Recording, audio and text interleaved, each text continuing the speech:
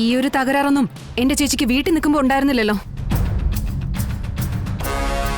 ഇതൊക്കെ നിങ്ങളായിട്ടുണ്ടാക്കിയതാ. ചേച്ചി അവിടുന്ന് ഭ്രാന്തി എന്ന മുദ്ര കുത്തി ഇറക്കി വിടാൻ വേണ്ടി നിങ്ങൾ രണ്ടുപേരും കൂടി ചേർന്ന് ഉണ്ടാക്കിയ ഇല്ലാ കഥകൾ. ഇല്ലാത്ത കഥകളോ? ഇല്ലാ കഥകളായിട്ടാണോ ഈ കൈ ഇങ്ങനെ കടിച്ചു പറിച്ചു വെച്ചേക്കുന്നത്?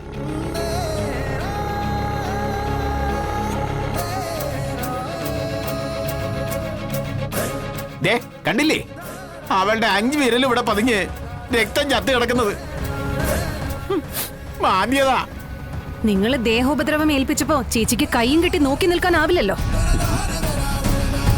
നിങ്ങൾ ഉപദ്രവിച്ചപ്പോ നിങ്ങളിൽ നിന്ന് രക്ഷപ്പെടാനായി സ്വയം രക്ഷയ്ക്കായി പലതും ചെയ്യേണ്ടി വന്നിട്ടുണ്ടാവും. അങ്ങനെ മുറിവുകൾ വരാലോ. ചേച്ചി ചെയ്ത കുറ്റങ്ങളൊന്നും പൊന്നനിയത്തി പറയില്ലല്ലോ. പ്രേംനാഥ്. Yes madam. ഇവരോട് മര്യാദയുടെ ഭാഷ പറഞ്ഞ കാര്യങ്ങൾ മനസ്സിലാക്കാൻ പറ്റുമെന്ന് എനിക്ക് തോന്നുന്നില്ല. ലോക്കപ്പിലിട്ട് വേണ്ട രീതിയിൽ പെരുമാറിയിട്ട് തന്നെ ചോദിക്ക്. സത്യം എന്താണെന്ന് നമുക്ക് അറിയാതെ പറ്റില്ലല്ലോ. വനിതാ പോലീസുകാരെ കൂടി വിളിക്ക്.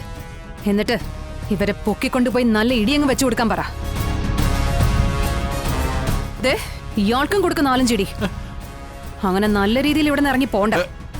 അയ്യോ, ഇങ്ങനെയൊക്കെ ശിക്ഷിക്കാൻ ഞങ്ങൾ എന്ത് കുറ്റമാ ചെയ്തേ? അറിയില്ലേ രണ്ടുപേർക്കും? ഒന്നും അറിയില്ല അല്ലേ? രാജീവ് സാറ് ഹയർ സ്റ്റഡീസിനായി വിദേശത്തേക്ക് പോയപ്പോ എന്റെ ചേച്ചി ശാരികയെ പലവട്ടം നിങ്ങൾ ദേഹോപദ്രവം ഏൽപ്പിച്ചു. സ്വയം ഒടുങ്ങാൻ ആത്മഹത്യക്ക് പ്രേരിപ്പിച്ചു.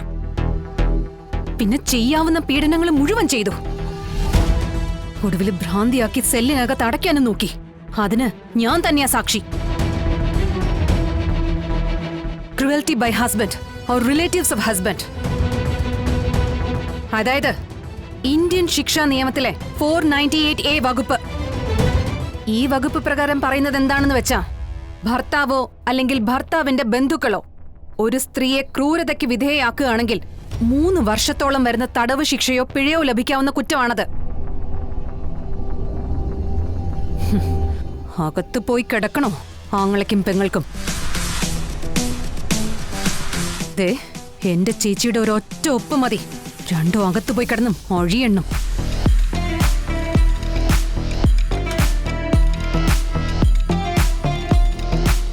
അപ്പൊ ഈ കേസ് എങ്ങനാ, ഏത് രീതിയിൽ അത് മുന്നോട്ട് കൊണ്ടുപോകാൻ ഉദ്ദേശിക്കുന്നത്? മാഡം, രാജീവിനെ വിളിച്ച് സംസാരിച്ചിട്ടുണ്ട്. രാജീവ് വരട്ടെ, എന്നിട്ട് ഈ കേസ് എങ്ങനെ പോകണമെന്ന് തീരുമാനിക്കാം മാഡം.